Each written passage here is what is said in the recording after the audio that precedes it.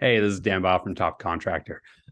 We have in front of us the formal estimate. You can see it here. We are going to go over exactly how we use it, what it's for, what it does, and make sure that you're getting the most out of it if you choose to use it.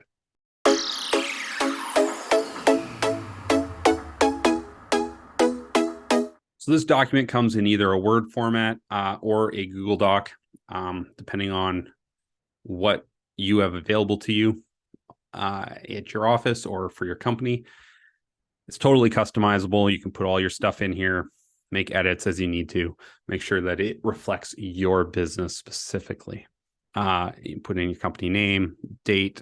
So every job we go through, we go estimate for. This is the client's name, the date, your company name, the client's name, the client's address. Make sure that's all right. Here, drop down says this is not a binding contract agreement. Now, this is an important part of this document because the way we use this document is we use it as a working document and a place for us to send things back and forth and really refine the description and the expectations with the client before we put it into a contract. Because if I put it into a contract and I send it off, it becomes dicey because they can start to use that against me if they have a contract with some errors in it. And then they go, well, why did you change the contract? Again, it's super important to make sure that you are limiting your exposure to liability. And that's why we have this space that we work within when we're doing projects. So here we've got the date the project should start, date it should be completed. This will create the time frame for the project. Now, this might change depending on how much work goes into here and how much changing happens throughout the project. Obviously, say they add an extra 100 square feet to a project. Well, suddenly the completion date will change. But again, this is about setting those expectations and having a place where you can work on those. The description. So the description portion of this is something that often we'll just copy and paste straight into our contract because this is where we've refined it, worked on it, set those expectations, made sure that everybody's on the same page. They understand what it's going to look like. They understand how it's going to function. And all of those expectations about what's being delivered have been worked through.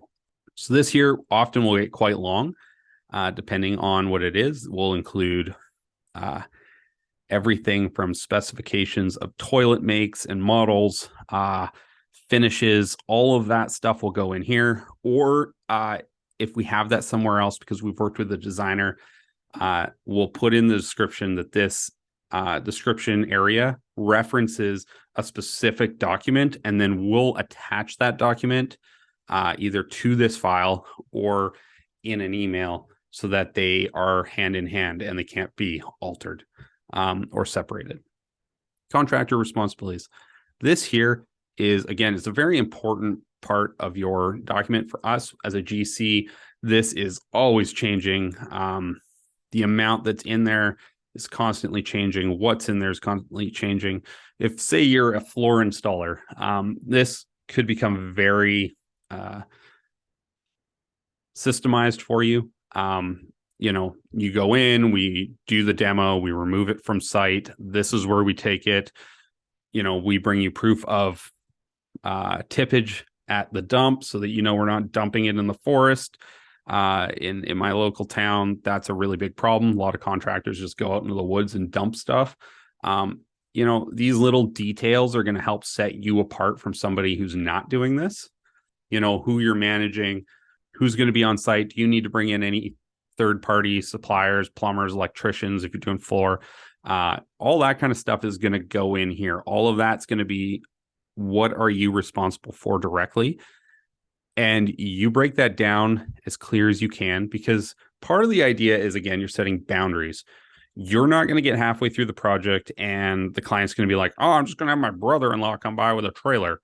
You're like, nope, this is part of our contract. And if you do that, then, I'm not going to stop you, but I'm not also going to adjust my invoice because that was our responsibility. So if you're taking care of that, that's because you chose to take care of that. There's People do all sorts of crazy things in this world. So this is why responsibilities are absolutely crucial. The client's responsibility, they're going to provide information in a timely manner. We have that they will appoint a specific point person for every project. We've got all sorts of other ones that we add in here. Your invoice expectations, when they're going to pay an invoice. A lot of big companies have 30, 60, even 90-day pay schedules. You need to make sure that you include your pay schedule in your contract. This means that they now have to address this, and they have to go, well, actually, we pay in 30 to 60, 90 days. And you now have the option to navigate that with them. And you're not going to get to the end of the project and just get surprised that now they're not going to pay you for 3 months. So this is why this detail is really important in here. Knowing when you're going to get paid for a job is, what makes and breaks companies often. Provide uninterrupted access to the location of work to be completed. We often add a little line here that says during the specified times. You can't have guys showing up to a job site at 7 a.m. and nobody's there until 8:30 because that's when the front desk lady shows up to let people in. You need to make sure that those expectations are clear. And, those expectations would be up in here in the description. We're going to work on site these dates, this time, if time frame is important.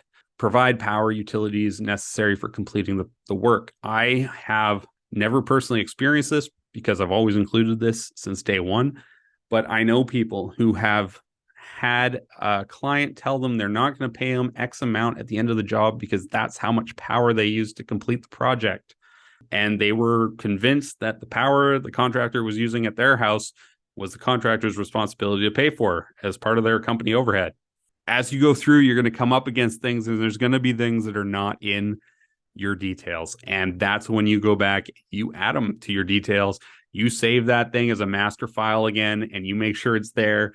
This is why my contracts have gotten longer and longer and longer over time, because, after X amount of years in the business, doing a couple hundred jobs, the amount of new things and new problems that I encounter continues to grow.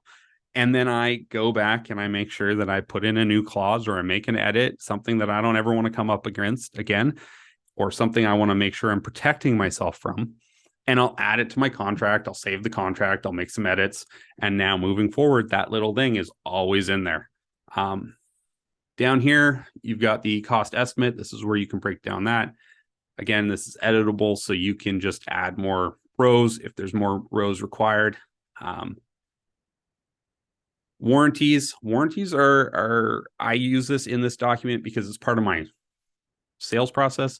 We offer a 1 year from date of completion warranty. A lot of contractors won't offer any sort of warranty at all. And so we do, and that sets us apart. That's why it's included here.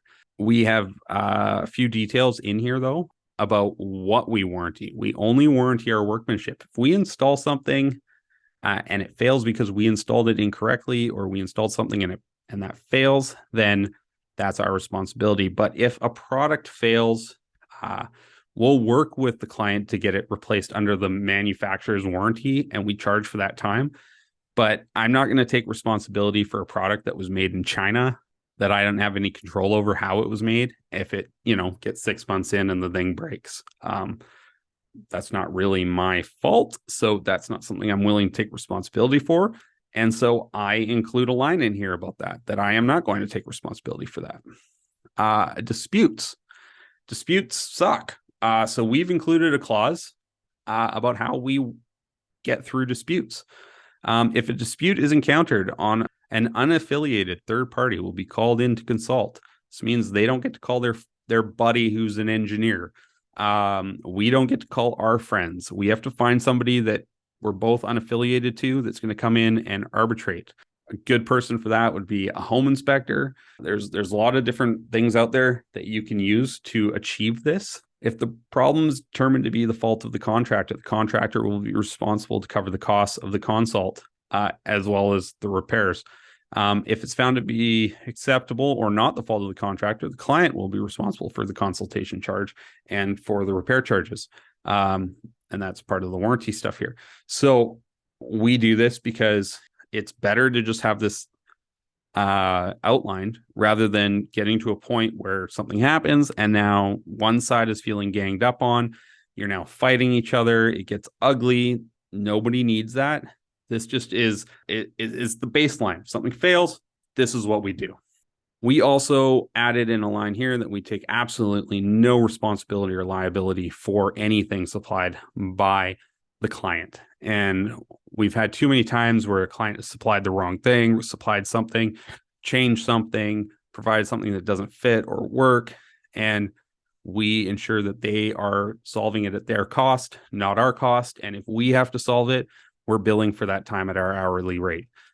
I am not wasting time on things that I am not supplying. I don't get a markup on it. I don't make any profit off it. I had no control over it. I am not accepting any liability for that. So down here, they can sign it off. You can add more notes, reference documents, everything else goes here. I hope this was helpful. I hope this helps you understand exactly why we use this document, what it's for.